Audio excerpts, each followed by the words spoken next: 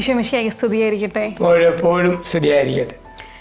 ഇന്ന് ഞാൻ ശരിക്കും പറയാൻ ആഗ്രഹിക്കുന്നത് വളരെ പ്രധാനപ്പെട്ട ഒരു വിഷയമാണ്. വിവാഹം ഒരു കൂദാശയാണ് എന്നുള്ളൊരു കൺസെപ്റ്റിനെ കുറിച്ചാണ്. എനിക്ക് തോന്നുന്നു ഇന്ന് പലരും ചിന്തിക്കാൻ വിട്ടുപോകുന്ന, അല്ലെങ്കിൽ നമ്മൾ വലിയ പ്രാധാന്യം കൊടുക്കാത്ത ഒരു ഏറിയയായി ഇത് മാറിക്കൊണ്ടിരിക്കുകയാണ് എന്നെനിക്ക് ശരിക്കും തോന്നാറുണ്ട്. വിവാഹം എന്ന് പറയുന്നത് ഒരു കൂദാശയാണെന്നുള്ള ഇമ്പോർട്ടൻസ് നമ്മളിപ്പോൾ ആഘോഷങ്ങളും കാര്യങ്ങളൊക്കെ എടുക്കുമ്പോഴും ഒരു കൂദാശ സ്വീകരിക്കാൻ പോകുന്ന ഒരുക്കത്തോടു കൂടിയൊക്കെയാണോ നമ്മളിത് ഒരുങ്ങുന്നതെന്ന് പലപ്പോഴും ഓർത്തിട്ടുണ്ട്. പ്രാർത്ഥിച്ചൊരുങ്ങി അങ്ങനെയൊക്കെയാണല്ലോ കൂദാശ സ്വീകരിക്കേണ്ടത്.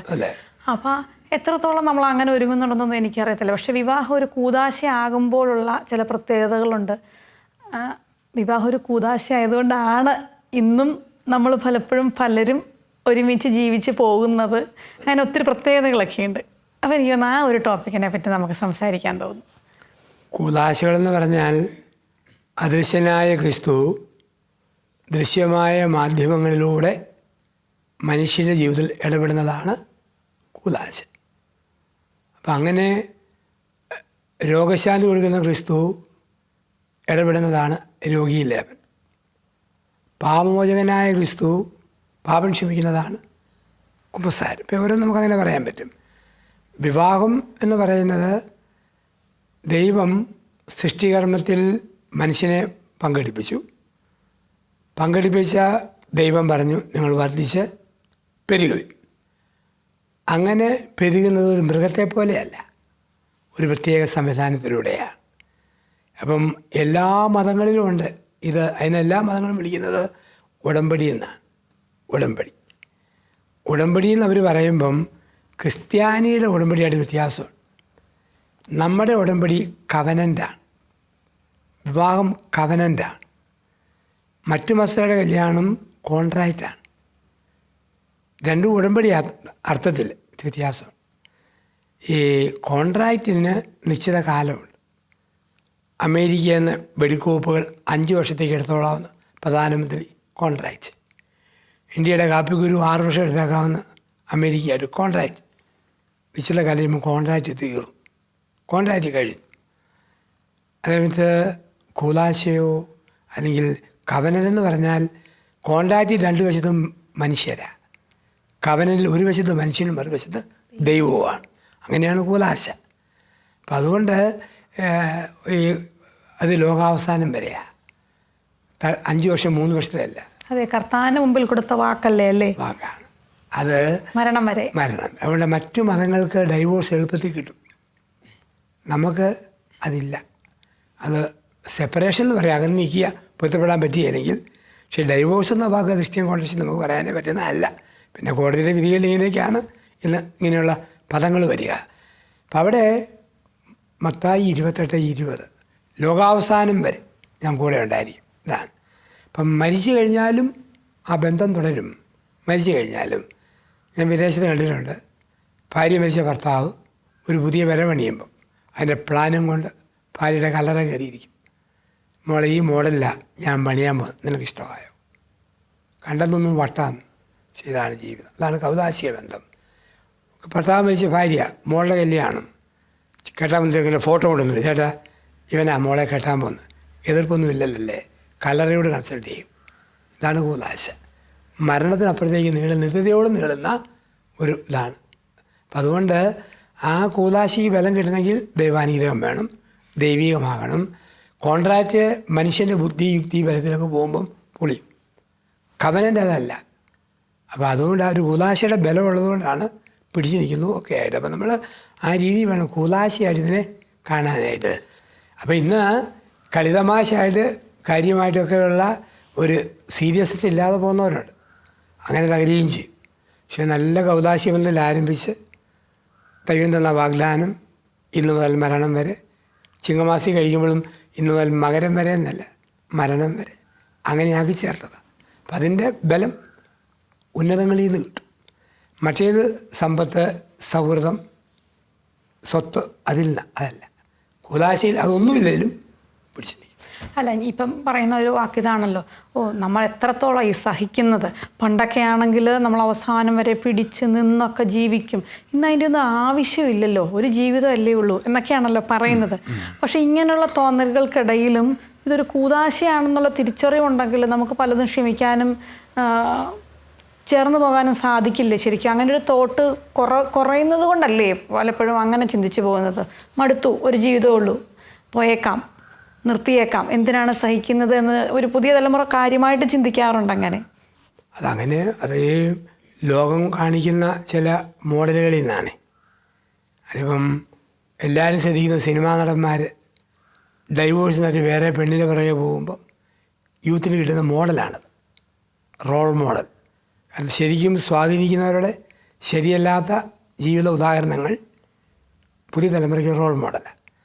ഇതുപോലെ ജോലി സ്ഥലത്ത് പണിയുന്ന ഒരു സ്ത്രീ കെട്ടിയവനോട് ഡൈവോഴ്സിലാണ്. നല്ല സ്ത്രീയോടും പറയും എന്തിനാടി അടിമയാടി നിൽക്കുന്നത്, പിരിഞ്ഞാൽ പോരെ. ഇതൊക്കെയാണ് ഇന്ന് സമൂഹത്തിലെ വലിയ വലിയ പ്രശ്നങ്ങൾ. അപ്പോൾ ദൈവികമായ ഒരു മാർഗരേഖ സ്വീകരിച്ചു എന്നുറപ്പുള്ളവർക്ക് എന്നാ വന്നാലും പിടിച്ചു നിൽക്കും. ഒരു ദൈവികമായ പല ദൗത്യങ്ങളും നമുക്ക് നിർവഹിക്കേണ്ട ഒരു വേദിയും കൂടിയാണല്ലോ വിവാഹം എന്ന് പറയുന്നത്. തീർച്ചയായിട്ടും ദൈവം കുറേ ഉത്തരവാദിത്തങ്ങളും കാര്യങ്ങളും ഒക്കെ ഏൽപ്പിച്ചിട്ടുണ്ട്. അപ്പോൾ ഇതിൽ വ്യത്യസ്തമായ അഭിപ്രായങ്ങൾ വരുന്നവരില്ലേ? അതിനകത്ത് ഇപ്പം ചിലർ പറയും ലിവിങ് ടുഗദർ പോലെ, എന്തിനാ പ്രസവിക്കുന്നത്, ചുമ്മാ കൂട്ടായിട്ട് സെക്സൊക്കെ ചുമ്മാ അങ്ങ് ജീവിച്ച് പോയാൽ പോരെ, അങ്ങനെയൊക്കെ പറയുന്ന ഒരുപാട് പേരുണ്ട് ഇന്ന് ലോകത്തിലെ. അപ്പം അവിടെയാണ് ഇപ്പം ചോദിച്ച വാക്കിൻ്റെ അർത്ഥം ഉത്തരവാദിത്വം ഇല്ല എന്നുള്ളത്. ഉത്തരവാദിത്വം നമ്മൾ കാണാം ബസ് സ്റ്റാൻഡിലും റെയിൽവേ സ്റ്റേഷനിലുമൊക്കെ ആമ്പട്ടിയും പെൺപെട്ടിയും നക്കിക്കൊണ്ട് നിൽക്കുന്നതും ഓടുന്നതും കാണാം. ഇതുപോലെ കാണാം കൂട്ടുകൂടി ഹഗ് ചെയ്ത് കെട്ടിപ്പിടിച്ചിരിക്കുന്ന ഒരു പട്ടിയുടെ സംസ്കാരത്തിൽ മാത്രം അങ്ങനെയുള്ള രീതി കൊണ്ട് ഒതുങ്ങുകയാണ് മനുഷ്യൻ പലയിടത്തും. ദിവ്യമായി സൂക്ഷിക്കേണ്ട സെക്സിൻ്റെ തലം പോലും ചുമ്മാ പബ്ലിക്കാക്കി അതിൻ്റെ വില കുറയ്ക്കുന്നതോടുകൂടി ഈട് തീർന്നു. അതിൻ്റെ സെക്സിൻ്റെ പവിത്രതയും ബലവും അങ്ങ് തീർന്നു. അപ്പോൾ എന്താണ് കുടുംബം എന്ന് വെച്ച് കഴിഞ്ഞാൽ ഒരു സ്ത്രീ മക്കളെ പ്രസവിച്ച് വളർത്തി അവളും ഭർത്താവും കൂടി ഈ സമൂഹത്തിൽ പോസിറ്റീവ് കൺട്രിബ്യൂഷൻ നടത്തുന്ന 3-4 പേരെ ഇറക്കി വിടുകയാണ്. അതാണ് വിവാഹം. അതാണല്ലോ തമ്പുരാൻ്റെ ദൗത്യത്തിൽ അതിലെ പെറ്റുപെരുകുവിൻ സൃഷ്ടികർമ്മമൊക്കെ വരുന്നത്. ഇപ്പം വിവാഹം കഴിക്കാത്ത സന്യാസികൾ അല്ലെ വൈദികർ സിസ്റ്റേഴ്സ് അവർ ചെയ്യുന്ന എന്താ, അവർ വിവാഹത്തിലൂടെയല്ല അവരുടെ ജീവിതം വഴി 10,000ങ്ങളെ വളർത്തി വലുതാക്കി വിടുന്നു. ഇന്നിപ്പോൾ നമ്മുടെ വലിയ വലിയ സ്ഥാനം ഇരിക്കുന്ന പലരും അച്ഛന്മാരുടെ ശേഷം ഇംഗ്ലീഷ് മീഡിയം സ്കൂളിൽ പഠിച്ചവരാ. എപ്പോഴും നമ്മുടെ ശശി തരൂർ പറയും ഡൽഹിയിലെ ക്രിസ്ത്യൻ സ്ഥാപനത്തിലെ പഠനമാണ് എൻ്റെ സ്റ്റാൻഡേർഡിൻ്റെ ബേസിസ്. ലോകസഭയിലെ ഏറ്റവും നല്ലൊരു MP പ്രേമേന്ദ്രൻ അദ്ദേഹം പറയും മുഖത്തല സെൻറ്റ് ജൂഡ് സ്കൂളിൽ പഠിച്ചു, അവിടെ നിന്ന് ബേസിക് ട്രെയിനിങ്ങാണ് എൻ്റെ ഇംഗ്ലീഷിൻ്റെ ഫ്ലോ. അപ്പം അങ്ങനെ ലക്ഷങ്ങളെ ജനിപ്പിച്ച് വിടുന്നവരുണ്ട്. ഇതൊന്നുമില്ലാതെ ചുമ്മാ കെട്ടിയും പിടിച്ചും കടിച്ചും മുത്തിയും ഒരു മുറിക്കകത്ത് ആയുഷ്കാലം ജീവിച്ചിട്ട് ലിവിങ് ടുഗദർ അതിനർത്ഥം ഇരിക്കുന്നതേ. അപ്പം നമുക്ക് ഉത്തരവാദിത്വമുണ്ട്. ഇപ്പം നമ്മളൊരു കുഞ്ഞിനെ പ്രസവിക്കുന്ന പ്രസവവേദന മുതൽ അത് സ്വന്തം കാലം നിൽക്കുന്ന കാലം വരെയുള്ള വേദനയുണ്ട്. ആ വേദനയിലൂടെ അമ്മ അപ്പൻ കൊണ്ടുപോകുമ്പം അതാണ് ഉത്തരവാദിത്വം ഏറ്റെടുക്കുന്നത്. അല്ല, അത്രയും വലിയൊരു കോൺട്രിബ്യൂഷൻ വേറെ എന്ത് കൊടുക്കാനുണ്ടല്ലോ? ഒരിക്കലുമില്ല. മനുഷ്യ ജീവനോളം വിലയുള്ള എന്തിനെ കൊടുക്കാൻ പറ്റും? അതായത് ജീവൻ നല്ല വിലപ്പെട്ട മക്കളെ, ചുമ്മാ തല്ലുപൊളികളെ അല്ല, ശരിക്കും ഫോം ചെയ്ത സമൂഹത്തിലേക്കൊരു 2 മക്കളെ വിട്ടാൽ മതി, 2 പേര്. ആ 2 പേര് 20 പേരിലേക്ക് ചെല്ലും. അപ്പം ആ രീതിയാണ് ഉത്തരവാദിത്വം എന്ന് പറയുന്നത്. അതില്ലാതെ കൊണ്ട് ചുമ്മാ അല്പം സെക്സിൻ്റെ എൻജോയ്മെൻറ്റ് മതി. വിവാഹത്തിൻ്റെ പ്രധാനപ്പെട്ട ലക്ഷ്യം സ്നേഹദായകമാണ്. നമുക്ക് 2 കഴിവുണ്ട്, സ്നേഹദായകം, ജീവദായകം. 2 വാക്കുണ്ട്. അതെ, അച്ഛൻ എപ്പോഴും പലപ്പോഴും ഇത് പറഞ്ഞ് ഞാൻ കേൾക്കാറുണ്ട്. ജീവദായകം മൃഗത്തന്നെ ഉള്ളൂ. വിവാഹത്തിൽ ജീവദായകം മാത്രമല്ല സ്നേഹദായകം. സ്നേഹത്തിൻ്റെ പ്രകടനത്തിലൂടെ ജനിക്കുന്ന ജീവൻ. ഇതാണ് ഉത്തരവാദിത്വം. പിന്നെ അതിനുശേഷം സാമ്പത്തിക നഷ്ടം വരാം, അലയാം, കഷ്ടപ്പെടാം, സ്വന്തം ദേഹം ശോഷിക്കാം, എന്നാലും ഒരു തലമുറയെ വളർത്തുകയാണ്. ഇതാണ് ഉത്തരവാദിത്വം എന്ന് പറയുക. അപ്പോൾ ആ ഉത്തരവാദിത്വം അപ്പനും അമ്മയും ഒരുമിച്ച് നിർവഹിക്കണം. ഒരുമിച്ച് നിർവഹിക്കുമ്പം ബലമാവും. എനിക്കൊന്ന് ആ ബലത്തോടൊപ്പം നമുക്ക് ഒത്തിരി ദൈവാനുഗ്രഹങ്ങളും കിട്ടും അല്ലേ? ഒരുമിച്ച് ദൈവാനുഗ്രഹങ്ങളൊക്കെ ആസ്വദിക്കാനുള്ള ഒരു അവസരം കൂടി വിവാഹം എന്ന കൂതാശ തരുന്നുണ്ട്. ദൈവാനുഗ്രഹത്തിൻ്റെ ഒരു വാഹകരാകുക എന്നൊക്കെ വേണം നമുക്ക് പറയാനേ. തീർച്ചയായിട്ടും നമ്മളാരും ഒറ്റപ്പെട്ട തുരുത്തല്ല. നമ്മൾ സോഷ്യൽ ബീയിങ്ങാണ്, സമൂഹ ജീവിയാണ്. അതുകൊണ്ടാണ് അടിസ്ഥാന വാക്യം ഏകനായിരിക്കുന്നത് നന്നല്ല, സോഷ്യൽ ബീയിങ് ആയിരിക്കണം. ഏതെങ്കിലും ഒരു ബന്ധത്തിലായിരിക്കും. ഇപ്പോൾ നമ്മൾ ബന്ധത്തിൻ്റെ കണ്ണുകളിലായിരിക്കണം. അപ്പം അങ്ങനെ ഒരു സമൂഹമായിട്ട് ജീവിക്കുമ്പം ദൈവം തന്ന ഉത്തരവാദിത്വം നിറവേറ്റുമ്പം അനുഗ്രഹവും പറയാൻ വന്നുകൊണ്ടിരിക്കും. അല്ല, ചിലർ പറയില്ലേ, കല്യാണം കഴിഞ്ഞു അതോടുകൂടി തീർന്നു, ഏതാണ്ട് ജീവിതം പോയ പോലെയാണല്ലോ. നമ്മൾ കളിയാക്കുന്നതാണ് എങ്കിൽ പോലും. പക്ഷേ ചിലർ പറയില്ലേ, അങ്ങനെയൊന്നുമല്ല, വിവാഹം കഴിച്ചത് കൊണ്ട് നമ്മുടെ ലൈഫിൽ സന്തോഷങ്ങൾ കൂടിയവർ ഒത്തിരി പേരെ ഞാൻ കണ്ടിട്ടുണ്ട്. ഭയങ്കര സന്തോഷമായിട്ട് മുൻപോട്ട് ഒരു കൂട്ടായി, അതിന് ഉത്തരവാദിത്തങ്ങളായി, അതിൻ്റെ അനുഗ്രഹങ്ങളായി അങ്ങനെ പോകുന്ന നല്ല ഫാമിലീസ് ഒത്തിരി പേരുണ്ട്. ഉണ്ട്. ഈ നമ്മൾ ഈ കുടുംബം അങ്ങോട്ട് തുടങ്ങിയിട്ടേ കല്ല് കടിച്ചാൽ പറയുന്നത് എല്ലാം തീർന്നു. അതെ. ഒരു ഫെബ്രുവരി മാസം അതൊരു 14-ാം തീയതി അന്ന് ഈ വാലൻറ്റൈൻസ് ഡേ ആണല്ലോ, വാലൻറ്റൈൻസ് ഡേ ആണ്. അതേ ദിവസം തന്നെ നമുക്ക് സഭയിൽ അന്ന് വിഭൂതിയായിരുന്നു, ചാരബുധനാഴ്ച അന്ന്. ഇപ്പം ചോദിച്ചു ഒരുത്തൻ ദിവസത്തിൻ്റെ പ്രത്യേകത എന്താ? ആ പറഞ്ഞ കല്യാണം കഴിച്ചില്ലായിരുന്നെങ്കിൽ വാലൻറ്റൈൻസ് ഡേ, കല്യാണം കഴിച്ചുകൊണ്ട് ചാരബുധനായി പോന്നു. അപ്പം അങ്ങനെ ആയി കഴിഞ്ഞാൽ പിന്നീട് വലിയ പ്രശ്നമാണ്. പിന്നെ എപ്പോഴും പരാതിയും ആവലാതിയും നിരാശകളുമാണ്. പക്ഷെ അവിടെ സ്നേഹപൂർവമായ ഒരു ജീവിതം ഉണ്ടെന്ന് വലിയ ആനന്ദം. അതുകൊണ്ടാണ് വിവാഹത്തിൻ്റെ അവസാനമൊക്കെ സീറോ മലബാർ ക്രമത്തിലും മലങ്കര ക്രമത്തിലും എല്ലാ ക്രമത്തിലും പറയുന്ന ഒന്നുണ്ട്, നീ കൽപ്പന അനുസരിച്ച് പാലിച്ചാൽ നിരവധി ആത്മാർത്ഥ സുഹൃത്തുക്കളെ ദൈവം നിങ്ങൾക്ക് പ്രദാനം ചെയ്യും. ദൈവം നിങ്ങൾക്ക് കുഞ്ഞുങ്ങളാൽ കുടുംബത്തെ അലങ്കരിക്കും, സുഹൃത്തുക്കളാൽ ഭവനം സമ്പന്നമാവും. അതിനെന്ത് ചെയ്യണം? നിങ്ങൾ ഏക മനസ്സോടെ ജീവിക്കണം. ഇഷ്ടവും ഇഷ്ടക്കേടും വരും, സ്നേഹവും സ്നേഹക്കുറവും വരും. പക്ഷേ ഏക മനസ്സായി ജീവിച്ചോ ഭാഗ്യങ്ങൾ പുറകെ വരും. മലങ്കര ആരാധനക്രമത്തിൽ പറയാറുണ്ട്, നിന്നെ ഫലമേൽപ്പിച്ച് ദൗത്യം അയച്ച് നിന്നെ വിടുന്നു, എന്തെങ്കിലും തട്ടുകേട് പറ്റിയാൽ അച്ഛനായി എനിക്ക് ഉത്തരവാദിത്വമില്ല, അത് നിൻ്റേതായിരിക്കും എന്നും പറഞ്ഞാൽ എന്തെങ്കിലും വന്നാൽ നിൻ്റേതാണ്, നമ്മുടേതല്ല എന്ന് പറഞ്ഞാൽ നന്നായിട്ടാണ് സഭ കൗതാശികമായിട്ട് അയക്കുക. പിന്നെ വരുന്ന പാളിച്ചകളും പൊളികളും എല്ലാം കയ്യിലിരിപ്പിൻ്റേതാണ്, ശ്രദ്ധക്കുറവിൻ്റേതാണ്. ഇപ്പം ഉത്തരവാദിത്വമുണ്ട്, അത് നിറവേറ്റണം. അങ്ങനെ നിറവേറ്റുമ്പം ദൈവം അനുഗ്രഹവും തന്നുകൊണ്ടിരിക്കും. ഒരു കഴിവില്ലാത്ത ഭർത്താവാണെങ്കിലും കല്യാണം കഴിച്ച് നന്നായിട്ട് ജീവിച്ചോ എവിടുന്നും ഒരു കഴിവ് വരും. ഒരു പൊട്ടി പെണ്ണാണേലും കെട്ടിച്ചു വിട്ടു കുറച്ച് കഴിയുമ്പം ഒരു ഭാര്യ അമ്മ ഒരു പ്രത്യേക കഴിവ് വരും. നമ്മൾ കണ്ടിട്ടില്ലേ? പ്രത്യേകിച്ച് ജീവിതാങ്കാളി അകാലത്ത് മരിച്ചെന്ന് വെച്ചുകൊള്ളുക, മരിച്ചു കഴിയുമ്പം കാണാം ഭാര്യയ്ക്ക് ഇരട്ടി പവർ എവിടുന്നോ ദൈവം കൊടുക്കും, ഭർത്താവിന് ഇരട്ടി ശക്തി കൊടുക്കും. ഇതൊക്കെയാണ് കൂദാശകളിൽ മറിഞ്ഞിരിക്കുന്ന ദൈവിക രഹസ്യങ്ങൾ, ദൈവത്തിൻ്റെ ദാനം. ഇല്ലെങ്കിൽ നമ്മൾ പെട്ടെന്ന് തകരുന്നവരാകും. അതില്ലാതിരിക്കാൻ തമ്പുരാൻ്റെ അനുഗ്രഹത്തോട് നമ്മൾ കോർത്തുകൊണ്ടിരിക്കുക. കാരണം ഉന്നതത്തിൽ നിന്നൊരു ശക്തി വരുന്നത് വരെ നഗരം വിട്ടു പോകരുത്.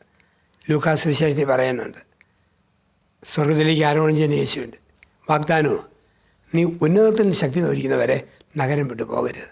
ഇന്ന് പലപ്പോഴും ഉന്നതത്തിലെ ശക്തിയില്ല, സ്വർണത്തിൻ്റെ ശക്തി, ജോലിയുടെ ശക്തി, ഇൻ്റർനെറ്റ് ശക്തി, ആരോഗ്യത്തിൻ്റെ ശക്തിയില്ല. അങ്ങനെ വരുമ്പോഴാണ് തളർച്ച. ഏത് ബലക്ഷയത്തിലും ഉന്നതത്തിലെ ശക്തിക്ക് വേണ്ടി നോക്കിക്കൊണ്ടിരിക്കണം. അതെ, പരിശുദ്ധാത്മാവിനെ കൂട്ടുപിടിക്കുക തന്നെ വേണം. അതെ.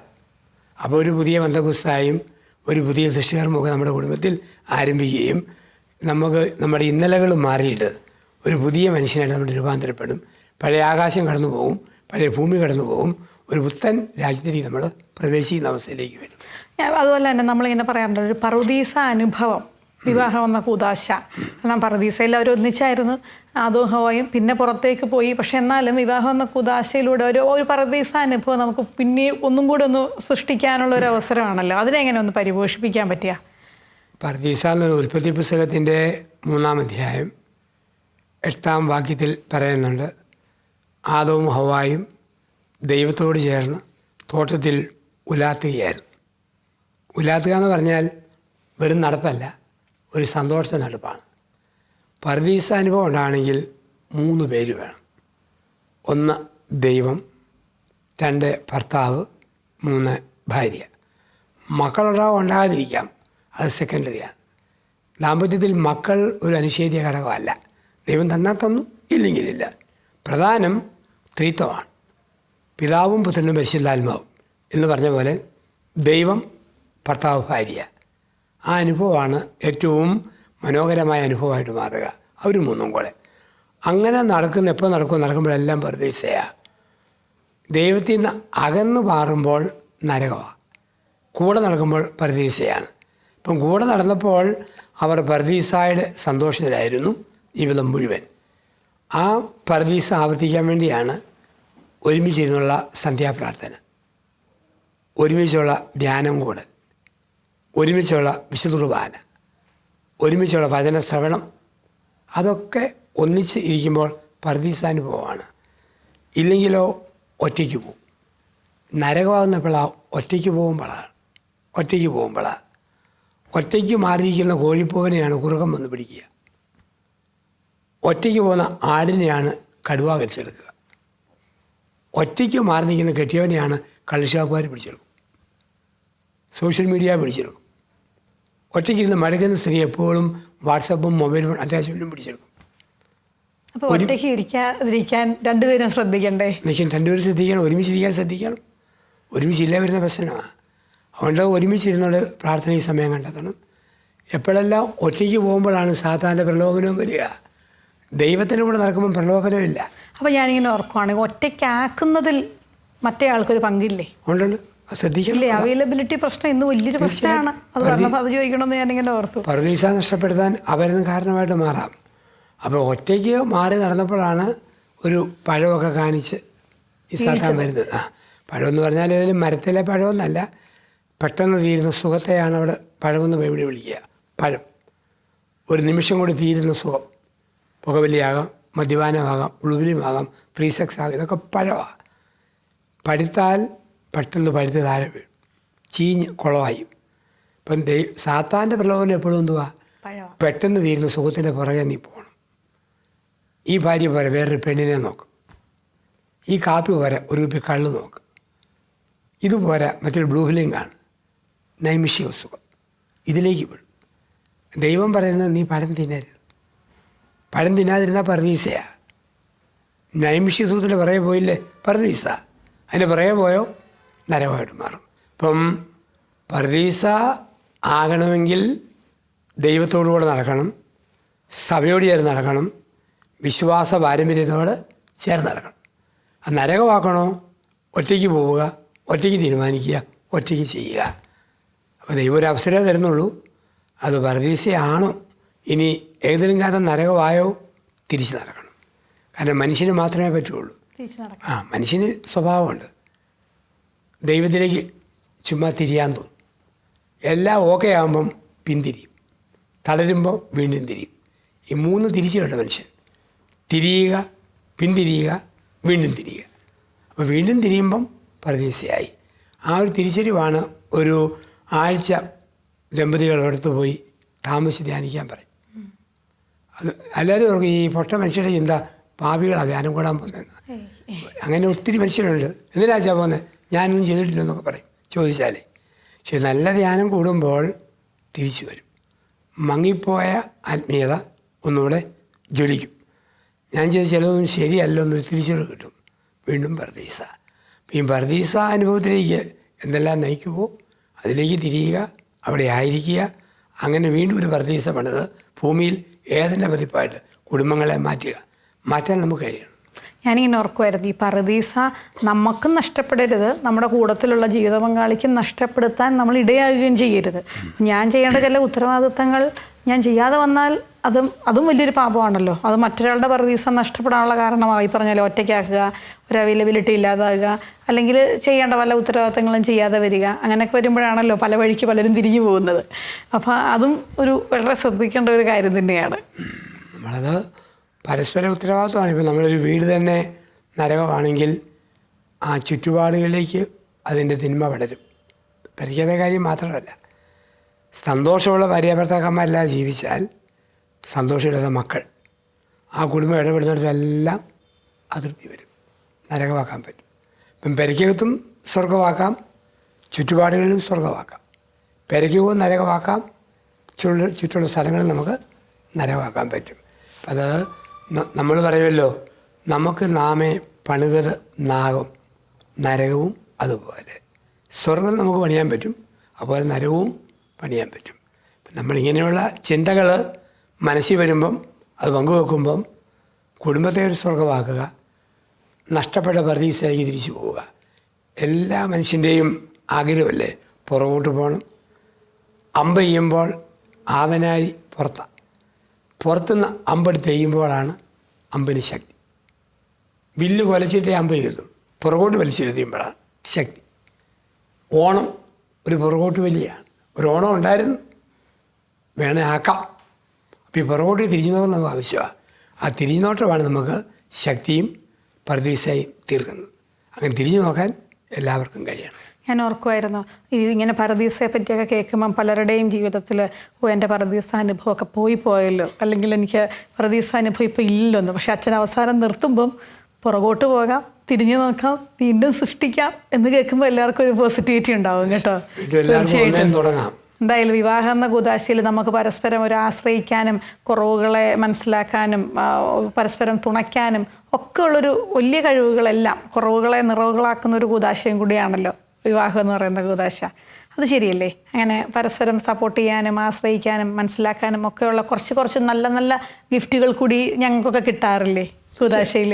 തീർച്ചയായും ദൈവാനുഗ്രഹം എന്ന് പറയും ജീവിതത്തെ മുൻപോട്ട് കൊണ്ടുപോകാനായിട്ട്. അപ്പോൾ ഏതായാലും കൂദാശയൊക്കെ ആയതുകൊണ്ടാണ്, കൂദാശയിലുള്ള ആ പ്രസാദപരം കൊണ്ടാണ് തീർച്ചയായിട്ടും ഇന്ന് നിലനിന്ന് പോകുന്നത് പല കുടുംബങ്ങളും.